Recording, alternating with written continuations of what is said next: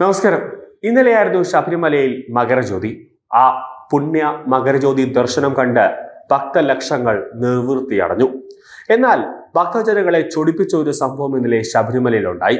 Devaswom board മന്ത്രി VN Vasavan കൈപോലും കൂപ്പി തൊഴാതെ ഒരു നോക്കുകുത്തിയായി അവിടെ നിന്ന് എല്ലാ അയ്യപ്പ ഭക്തരെയും ഇങ്ങനെ നോക്കുന്നുണ്ടായിരുന്നു. അപ്പോൾ തന്നെ അയ്യപ്പ ഭക്തരുടെ ഇടയിലടക്കം വലിയ രീതിയിലുള്ള ഒരു വിമർശനം, ദേഷ്യമുണ്ടായി. മന്ത്രിയായിപ്പോയതുകൊണ്ട് അവരുടെ ഒരു മാന്യത, അയ്യപ്പ ഭക്തർ ഒരു മാന്യത കാണിച്ചു. ഇല്ലായിരുന്നെങ്കിൽ ഉടനെ തന്നെ അവരൊരു പഞ്ഞിക്കിടുമായിരുന്നു മന്ത്രി വാസവനെ. കാരണം ഇന്നലെ സകലമാന ചാനലുകളിലും അടക്കം സോഷ്യൽ മീഡിയയിലടക്കം മകരജ്യോതിയുമായി ബന്ധപ്പെട്ട വാർത്തകൾ ഇങ്ങനെ വന്നുകൊണ്ടിരുന്നപ്പോൾ കമന്റിൽ നിറഞ്ഞത് ഈ CPM പറ്റിയായിരുന്നു. അതായത് അയ്യപ്പന്റെ സ്വർണം കട്ടവൻ മുടിഞ്ഞു പോകട്ടെ, അവൻ ആ സ്വർണം കട്ട പാർട്ടിയും സ്വർണം കട്ടവനും നശിച്ച് നാറാണക്കല്ലെടുക്കട്ടെ എന്നടക്കമുള്ള ശാപവാക്കുകളാണ് ചൊരിഞ്ഞത്. ആ ശാപവാക്കുകളാണ് തദ്ദേശ തെരഞ്ഞെടുപ്പിൽ CPM വിടാതെ ഇങ്ങനെ തല ഇങ്ങനെ ചുറ്റി വരിഞ്ഞു നിൽക്കുന്നത്. അത് 2019 ശബരിമലയിൽ ഈ ആക്ടിവിസ്റ്റുകളായ സ്ത്രീകളെ ശബരിമലയിൽ കൊണ്ട് കയറ്റിയ അന്നു മുതൽ CPM പിന്തുടരാതെ അയ്യപ്പ ശാപം ഇങ്ങനെ പിറകിൽ തന്നെയുണ്ട്. അതുകൊണ്ട് തന്നെയാണ് CPM തന്നെ ഓരോ മുതിർന്ന നേതാക്കളും ഈ അയ്യപ്പ ശാപം ഭയന്ന് അവർ പ്രായശ്ചിത്തം ചെയ്യുന്നതും, അതോടൊപ്പം തന്നെ ഈ അയ്യപ്പ ശാപം ഭയന്ന് മറ്റു പാർട്ടിയിലേക്ക് പോയി ജനങ്ങളെ സേവിച്ച് അങ്ങനെയൊക്കെ പല കാര്യങ്ങളും അവർ ചെയ്യുന്നത്.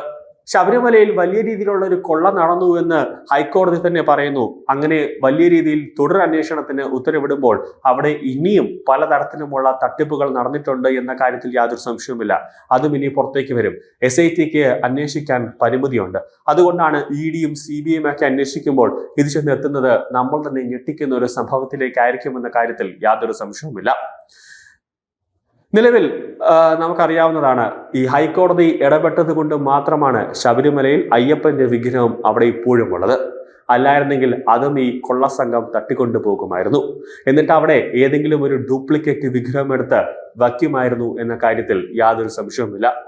കാരണം സ്വർണ്ണപ്പാളി അടക്കം അവിടെ പൂശിയിരുന്ന വിഗ്രഹങ്ങളിലും അല്ലാതെയും പാളികളിലും അടക്കം പൂശിയിരുന്ന സകല സ്വർണങ്ങളും ഇവർ ചുരുണ്ടുകൊണ്ടുപോയി എന്നത് മറ്റൊരു പ്രധാനപ്പെട്ട കാര്യമാണ്.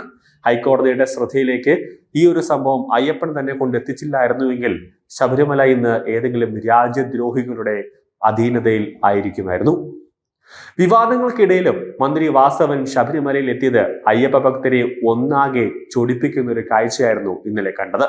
ശ്രീകോവിലിന് മുന്നിൽ സ്ഥിരം പുച്ഛഭാവത്തോടെ നിന്ന മന്ത്രി ചുറ്റും നോക്കുന്നുണ്ടായിരുന്നു. എന്നാൽ ദേവസ്വം പ്രസിഡന്റ് ജയകുമാർ കണ്ണുമടച്ച് കൈകൂപ്പി അയ്യപ്പനെ തൊഴുന്നതും ഒരു ശ്രദ്ധേയമായി മാറി.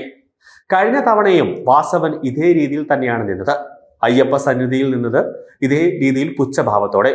അത് ഭക്തജനങ്ങളുടെ രോഷത്തിനൊരു കാരണമായി. മകരജ്യോതി തത്സമയം സംപ്രേഷണം ചെയ്ത പല ചാനലുകളിലും കമന്റായി നിറഞ്ഞതും ശബരിമലയിലെ സ്വർണ്ണ മോഷണമായിരുന്നു.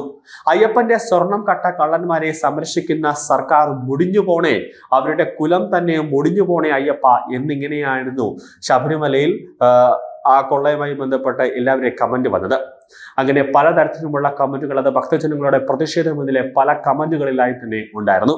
ആ ശാപവാക്കുകൾ CPMനെയും അതോടൊപ്പം തന്നെ ശബരിമലയിൽ കയറി ഈ വൃത്തികേട് കാണിച്ച എല്ലാ CPM സഖാക്കന്മാരുടെയും തലയിലേക്ക് ഇങ്ങനെ ചുറ്റി നടക്കും. അതിന്റെ ആദ്യ പടിയാണ് ഇന്നലെ തന്നെ SIT അറസ്റ്റ് ചെയ്ത ശങ്കരദാസ് എന്ന് പറയുന്നത്. അദ്ദേഹത്തെ എണീക്കാൻ പോലും പറ്റാതെ, ഒരു തുള്ളി വെള്ളം പോലും ഇറക്കാൻ പറ്റാതെ സ്ട്രോക്ക് വന്ന് ശരീരമാസകലം ട്യൂബുമിട്ട് ആശുപത്രിയിൽ അതിഗുരുതരമായ അവസ്ഥയിൽ കിടക്കുകയാണ്.